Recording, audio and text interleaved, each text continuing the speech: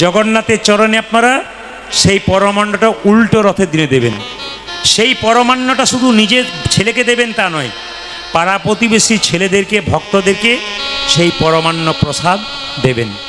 জগন্নাথ মন্দিরে কেউ যদি যান তাহলে দেখবেন মায়েরা, জগন্নাথের যে সবজি তৈরি করা হয়, আলু, বিভিন্ন জিনিস দিয়ে প্রসাদ তৈরি করা হয়, এই সবজিগুলো কিন্তু বাজার থেকে একটাও কেনা হয় না। খুব আশ্চর্যের ব্যাপার, বাজার থেকে কেনা হয় না। কেন? জগন্নাথ দেবের 5 বিঘা জমি আছে, ওইখান থেকে যে ফসল তৈরি হয় তাই দিয়ে প্রসাদ তৈরি হয়। শুনলে চমকে যাবেন, উনানের ওপরে একটার পর একটা পাত্র দেয়, 7টা পাত্র দেয়। ওপরের পাত্রটা আগে রান্না হয়, তারপর রান্না হতে হতে সবচাইতে নিচের পাত্র যেটা উনানে আছে ওটা শেষে রান্না হয়। আশ্চর্যের ব্যাপার, জগন্নাথ মন্দিরে যে প্রসাদ তৈরি হয় মায়েরা, ওই প্রসাদটা দেখবেন আপনারা চমকে যাবেন শুনলে। ওই প্রসাদটা কিন্তু ওই প্রচুর ভক্তরা সেবা করে, কিন্তু কমেও না আর বাড়েও না। প্রতিদিন সমান প্রসাদ তৈরি হয়, কেউ অভুক্ত হয়ে যায় না, সবাই প্রসাদ পেয়ে যায় জগন্নাথের। এ হচ্ছে একটা আশ্চর্যতম ব্যাপার। আপনার জগন্নাথে যাবেন, দেখতে পাবেন জগন্নাথের মন্দিরে চূড়াতে যে পতাকাটা উড়ছে ওটা হওয়ার বিপরীত দিকে। জগন্নাথ মন্দিরে কোনোদিন ছায়া হয় না, দেখবেন দাঁড়িয়ে। জগন্নাথ মন্দিরের ভেতরে যে ঢুকবেন আপনি দেখবেন সমুদ্রে কোনো শব্দ আসে না। কেন? ওখানে শান্তির জায়গা। খুব দারুণ দারুণ তত্ত্ব আছে জগন্নাথ মন্দিরে। তাই উল্টো রথের দিনে আপনারা স্বয়ং জগন্নাথ, বলরাম এবং সুভদ্রাকে স্মরণ করে আপনারা পুজো পাঠ করবেন। সারাদিন ধরে একটু গ্রন্থ ভাগবত গীতা পড়বেন। যদি গীতা না পড়তে পারেন গীতা মাথায় ঠেকাবেন। কৃষ্ণের অষ্টত্ব শতনাম পড়তে পারেন। যদি তাও না পারেন সারাদিন হরে কৃষ্ণ মহামন্ত্র জপ করবেন, শুদ্ধাচার করবেন, নিরামিষ খাবেন, বাড়ির সবাইকে নিরামিষ খাওয়াবেন। আমি আপনাদের বলতে চাই, এই যে অনেক ভক্ত এসছে যারা প্রসাদ ভোজি, আপনারা অন্তত বাড়িতে বৃহস্পতিবার দিন, যেদিন বাড়িতে বৃহস্পতিবার পড়ে, যেদিন জগন্নাথের রথ, উল্টো রথ, যেদিন অষ্টমী, জন্মাষ্টমী, রামনবমী, দুর্গার অষ্টমী পড়ে, বিশেষ বিশেষ দিনগুলো বাড়িতে নিরামিষ করতে হয়। আর সেই দিন কি করতে হয় মা? আলাদা হাঁড়ি করা রাখতে হয়। আপনারা প্রসাদ তৈরি করে গোবিন্দের চরণে দিয়ে সবাইকে সেই প্রসাদটা দিলেন। জিজ্ঞেস করবে এটা কি হলো? এটা হলো প্রসাদ, ভগবানকে দিয়ে খেলাম। এটা যদি আপনারা প্রতি বৃহস্পতিবার বাড়িতে চালু করতে পারেন, আগে লাইনে দাঁড়াবেন, আপনি ডাক কিন্তু পাবেন। অভ্যাস করতে হবে। আগে স্কুলে ছেলেকে পাঠান, তবে তো ছেলে তৈরি হবে। আগে পাঠাবেন না তো তৈরি হবে কি করে? তাই বারবার আপনাদের বলে গেলাম, যে কাজগুলো বললাম উল্টো রথের দিনে আপনারা সেটা করবেন। তবে একটা কথা বলে রাখি, কুরুক্ষেত্রের যুদ্ধের পর কৃষ্ণ যুদ্ধে জয়লাভ করার পর গঙ্গায় স্নান করতে গেল। আমাদের হাত, আমাদের চোখ, আমাদের জিভ, আমাদের নাক, আমাদের হাত, আমাদের পা কেন দিল এখনই আপনারা জানতে পারবেন। আমাদের কপাল কেন দিল মন দিয়ে শুনলে জানতে পারবেন। কুরুক্ষেত্রের যুদ্ধে জয়লাভ করে কৃষ্ণ যখনই গঙ্গায় স্নান করতে গেল, কৃষ্ণ নয়, কুরুক্ষেত্রের যুদ্ধে জয়লাভ করার পর কৃষ্ণ জিতেছিল, অর্জুন পঞ্চপাণ্ডব জিতল। অর্জুন গেল কোথায়? না, রথ থেকে নেমে গঙ্গায় স্নান করতে। দেখতে পেল একটা শৃগাল, সে কিন্তু অপেক্ষা করছে, একটা মরা ভেসে আসছে মানুষ। অনেকক্ষণ ধরে অপেক্ষা করছে, আর অর্জুন তাকিয়ে তাকিয়ে দেখছে, দেখি তো কি করে। 1 ঘন্টা পর যখন মরাটা কাছাকাছি এলো, তখন শৃগালটা তাকে তুলে পাড়ে উঠালো। নাক দুটো নাকটা শুকলো, মুখটা শুকলো, কানটা শুকলো, চোখটা শুকলো, কপালটা শুকলো, হাতটা শুকলো, পা দুটো শুকলো, আবার জলের মধ্যে ফেলে দিল। অর্জুন বলে, শৃগাল তুই মূর্খ শৃগাল। বলে কেন? তুই কপালটা শুকলি, চোখ দুটো শুকলি, কানটা শুকলি, মুখটা শুকলি, হাতটা শুকলি, পাটা শুকলি, আবার জলে ফেলে দিলি কেন? অর্জুনকে শৃগালটা বলল, আমি মূর্খ নই, তুমি মূর্খ। বলে কেন? যে রথের উপরে ভগবান শ্রীকৃষ্ণ ছিলেন, শ্রীকৃষ্ণের চরণ থেকে গঙ্গার জন্ম হয়েছে, সেই চরণ ছেড়ে তুমি গঙ্গায় স্নান করতে আসছো? আগে কৃষ্ণের চরণ ধরো। তুমি চমকে গেল, বাহ শৃগাল, তুই আমায় জ্ঞান দিয়ে দিলি। কিন্তু শৃগাল, তুই কেন মানুষটাকে পাড়ে উঠিয়ে কপালটা শুকলি, কান দুটো শুকলি, চোখটা শুকলি, নাকটা শুকলি, মুখটা শুকলি, হাতটা পাটা শুকলি, আবার ফেলে দিলি কেন? শৃগাল সঙ্গে সঙ্গে কি বলছে দেখুন, শৃগাল সঙ্গে সঙ্গে বলে, শোনো অর্জুন, মৃতদেহর কপালটা শুকে দেখলাম কেন জানো? এইদিকে এইদিকে এইদিকে, কপালটা শুকে দেখলাম কেন জানো? কেন জানো? এই কপাল কোনদিন ভগবান মন্দিরে থেকেছে কিনা? চোখ দুটো শুকিয়ে দেখলাম কেন জানো? কেন জানো? এই চোখ দিয়ে কোনদিন ভগবানকে দেখেছে কিনা? দেখেছে কিনা? কান দুটো শুকিয়ে দেখলাম কেন জানো? কেন জানো? এই কান দিয়ে কোনদিন হরি কথা শুনেছে কিনা? ওরে কথা শুনেছে কিনা? মুখটা শুকিয়ে দেখলাম কেন জানো? এই মুখ দিয়ে কোনদিন হরি কথা বলেছে কিনা? মুখ দিয়ে হরি কথা কোনদিন বলেছে কিনা? হাত দুটো শুকিয়ে দেখলাম কেন জানো? কেন জানো? এই হাত দিয়ে কোনদিন সাধুগুরু বৈষ্ণবীর সেবা করেছে কিনা? সাধুগুরু বৈষ্ণবের সেবা করেছে কিনা? চরণটা শুকিয়ে দেখলাম কেন জানো? কেন জানো? এই চরণ কোনদিন তীর্থস্থানে গেছে কিনা?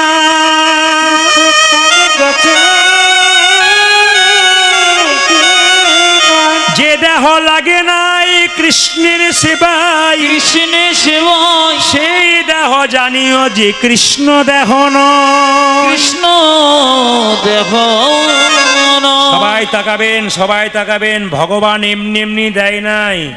এই চোখ দুটো কেন দিল মা? সকালবেলায় ঘুম থেকে উঠে ভগবান দর্শন করতে হবে। সবার কাছে নিবেদন রইল, যে বাড়িতে আপনি শুয়ে আছেন সেই বাড়িতে পারলে একটা রাধা গোবিন্দের ছবি রাখুন। সকালবেলায় ঘুম থেকে উঠে চোখ খুলে ভগবান শ্রীকৃষ্ণ রাধারানীকে প্রণাম করে তারপর আপনি অন্য কাউকে দেখবেন।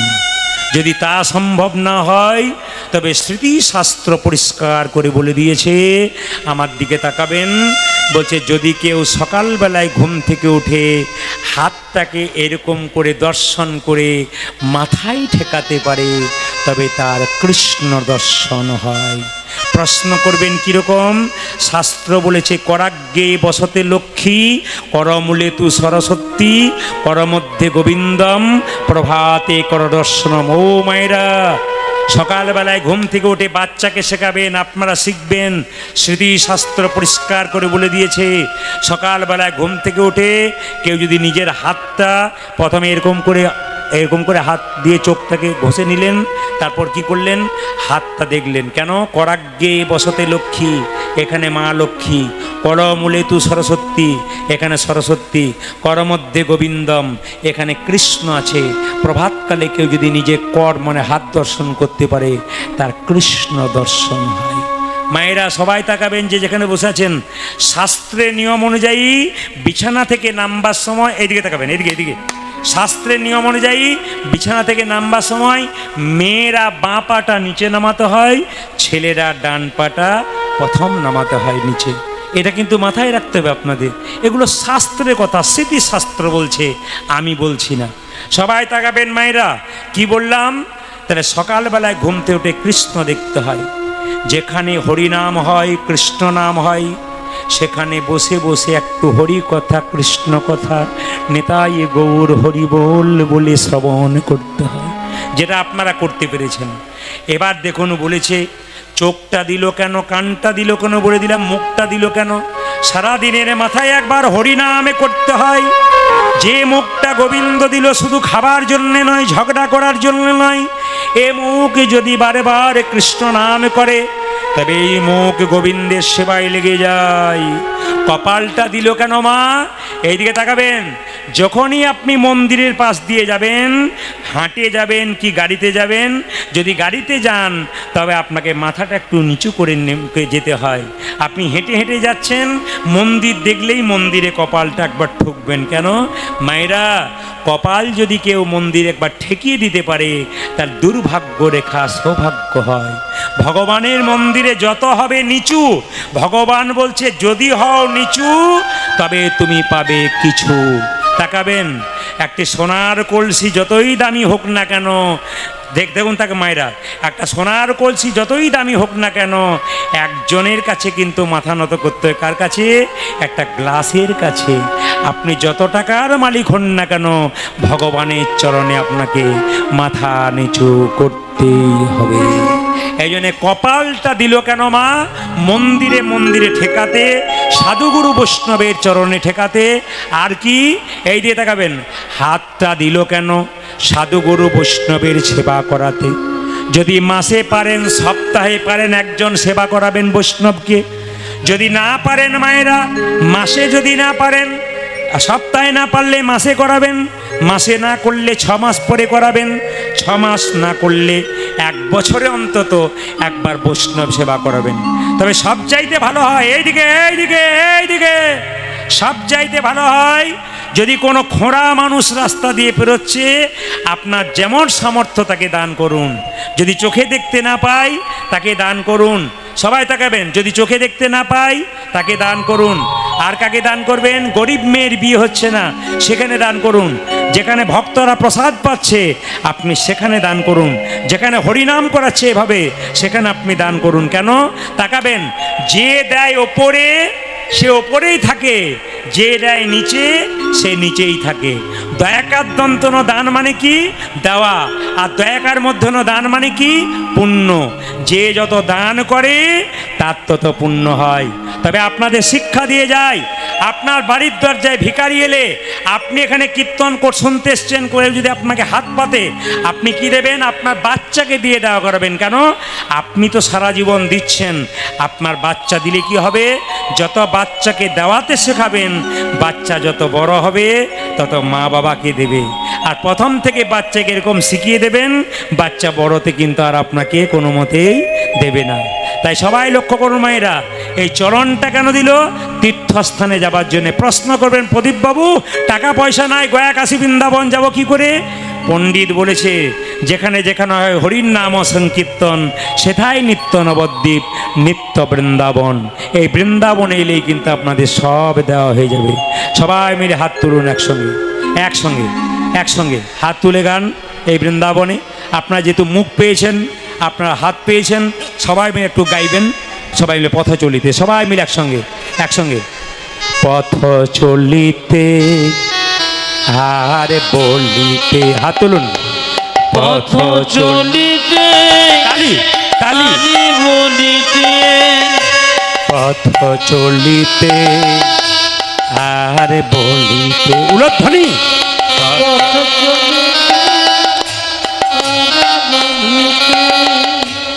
একবার গাহ গাহ কৃষ্ণ নাম, হরি নাম, মধুর নাম। পথ চলিতে আরে বলিতে, পথ চলিতে আরে বলিতে, কৃষ্ণ হরি পথ চলিতে আর বলিতে, পথ চলিতে আরে বলিতে। হাত কিন্তু আপনাদের ঠিক উঠছে না, যত রাত বাজছে। এইদিকে পথ চলিতে এরকম করছেন কেন? আবার অনেকে পথ, আর কি অবস্থা, যত রাত বাজছে তো কি অবস্থা। হাত তুলুন। এত অগণিত ভক্ত আপনারা বসে আছেন রাত্রিবেলায়। হ্যাঁ, আজকে যেভাবে আপনারা এটে সেটে বসছেন তাদের সিদ্ধান্ত নিয়েছি 3টে মানে ভোর 3টে বলিনি, 3 ঘন্টার কথা বলেছি। আর ঘড়ির দিকে তাকান, ও কখন হয়ে গেছে। হাত তুলবেন, হাত তুলবেন একসঙ্গে। পথ চলিতে আর বলিতে, তালি। পথ চলিতে আরে বলিতে, পথ চলিতে আর বলিতে,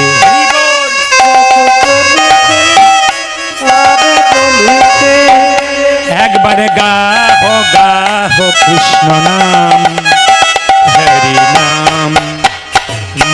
নাম।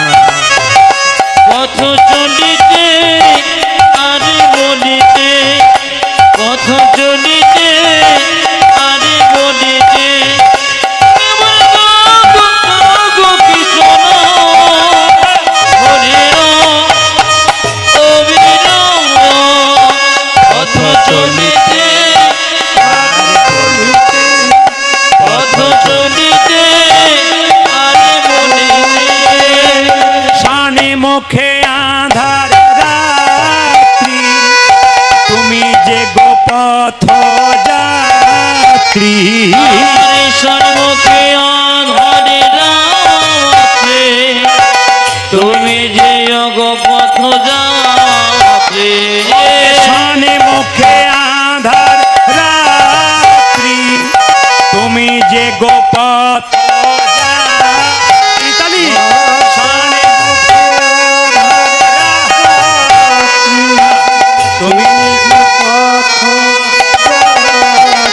একবার গাহো গাহো কৃষ্ণ নাম, হরি নাম, মধুর নাম। মূলধ্বনি পথ চলিতে আরে বলিতে, পথ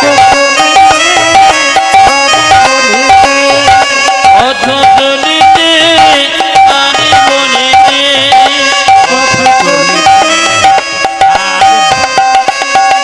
জোরে বলুন, জোরে, খুব জোরে বলবেন। রাধা রানী কি জয়। এত জোরে জয় বলবেন, বিরাট জোরে। রাধা রানী কি। বাহ বাহ, খুব সুন্দর পরিবেশ আপনাদের। একটু জোরে। শ্যাম সুন্দর কি, মদন মোহন কি, যাদের ঘুম আসছে তাদের কি। সবাই জয় দিচ্ছেন মানে বুঝলাম ডুবে গেছেন আপনারা। আমি কি বলছি এদিকে নজর নেই, সবাই জয় দিচ্ছেন। একবার বলুন, রাধা রানী কি, শ্যাম সুন্দর কি, মদন মোহন কি। ভগবান শ্রীকৃষ্ণ কালিয়নাগকে দমন করবে বলে কি করছে দেখুন। সবাই মাথায় কাপড়টা নিন, এবার কালিয়নাগকে কৃষ্ণ দমন করবে। সবাই মিলে করজোরে বসবেন মায়েরা। হ্যারে যদু নন্দন দুষ্ট সর্প বিনাশন, আজ ফিরে যত নন্দন দুষ্ট সর্প বিনাশন, হ্যারে যদু নন্দন দুষ্ট সর্প বিনাশন, চড়িলেন চড়িলেন চড়িলেন কদম্বের ডালি, আগো চলিলেন কদমের ডালে, চড়িলেন কদম্বের ডালি। চলিলেন কদমের ডালে, কদম্বের উপরে চড়ি ঘনমাল সাটি মারি, কদমের উপরে চড়ি ঘন মারু সাথে মারি, কদম্বের উপরে চড়ি ঘনমাল সাটি মারি।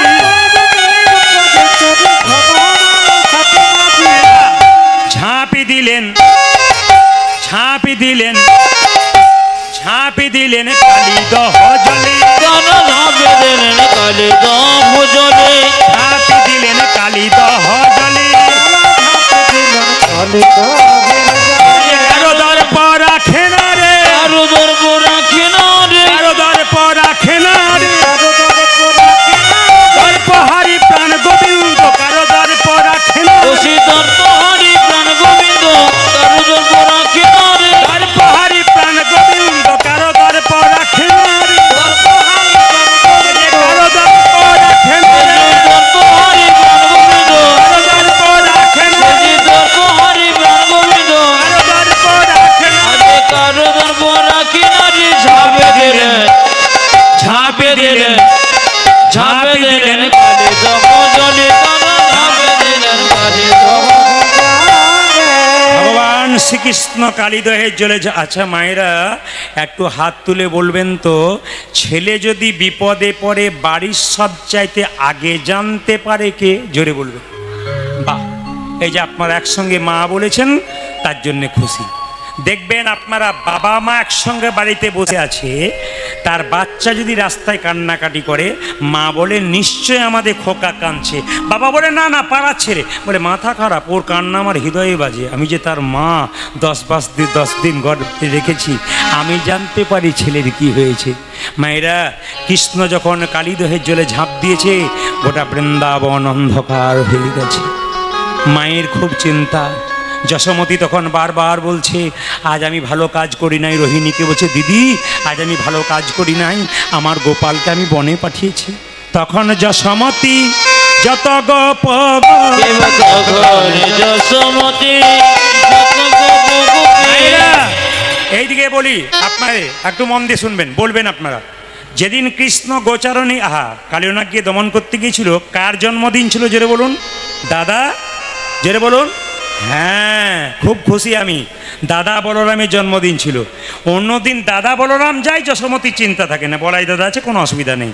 আজকে বলাই দাদা যায় নাই, এই জন্য মায়ের খুব চিন্তা। যশোমতী কী করছে? রোহিণীকে বলছে, দিদি সখীদেরকে বলছে, শোনো। তখন যশোমতী যত গপ গপি, যত বিচার করে যে মনে,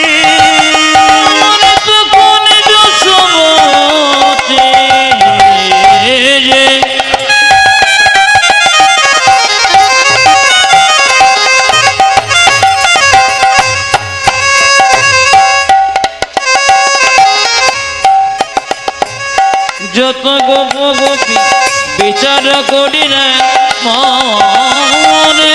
বলরাম বিনে সখাগণ শোন, বলরাম বিনে সখাগণ শোনে। বলরাম বিনে সখাগণ শোনে। বাল গিয়েছে বনে, বলরাম বিনে সখাগণ শোনে। গোপাল গিয়েছে বনে। মায়েরা, ভোরবেলায় যদি ছেলের নামে কোনো স্বপ্ন দেখে মা ছটপট করে, বলে ভোরের স্বপ্ন নাকি সত্যি হয়। মা যশোদা বলছে, জানো আজকে আমি স্বপ্ন দেখেছি কি? যশোমতী কহে দারুণ স্বপ্ন, যশোমতী কহে দারুণ স্বপ্ন, যশোমতী কহে দারুণ স্বপ্ন দেখেছি রজনী শেষে। যশোমতী কহে দারুণ স্বপ্ন দেখেছি রজনী শেষে। আমার গোপালে ভুজঙ্গে বেরোল, আমার গোপালে ভুজঙ্গ বেরোল, আমার গোপালে ভুজঙ্গে বেরোল, জারিল বিষম বিষ। আমার গোপালে ভুজঙ্গ বেরোল, জারি অবিষম বিষ। আমি স্বপনে দেখে চমকে উঠিলাম, আমি স্বপন দেখি চমকে উঠলাম, আমি স্বপনে দেখে চমকে উঠিলাম। ঘুমের ঘোরে হাত বুলালাম, স্বপনে দেখে চমকে উঠিলাম। আমি ঘুমের ঘরে হাতে বোলালাম, আমি স্বপনে দেখে চমকে উঠলাম, ঘুমের ঘোরে আমি স্বপন দেখি চমকে উঠলাম, আমি স্বপন দেখি চমকে উঠলাম, স্বপন দেখে চমকে উঠলাম। জানি অবিষম বিষে। অন্যদিন গোষ্ঠে থাকাকালীন কে আসে? সুবল আসে ননিনীতে, আজকে আসে নাই, মায়ের খুব চিন্তা। ননিনীতে কেন শ্রীরাম এলো না? ননিনীতে কেন শ্রীরাম এলো না? ননিনীতে কেন শ্রীরাম এলো না? সময় হইল গত, ননিনীতে কেন শ্রীরাম এলো না? সময় হইল গত।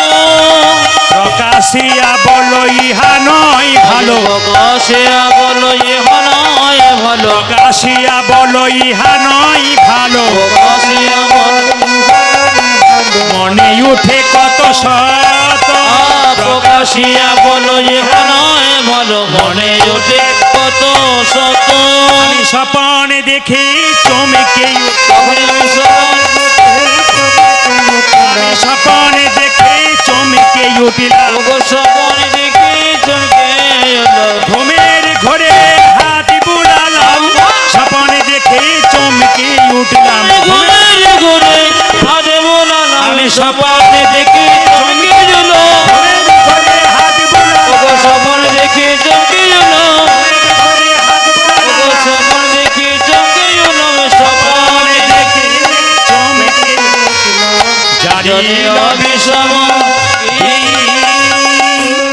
সবাই মিলে বলুন, রাধা রানী কি, শ্যাম সুন্দর কি।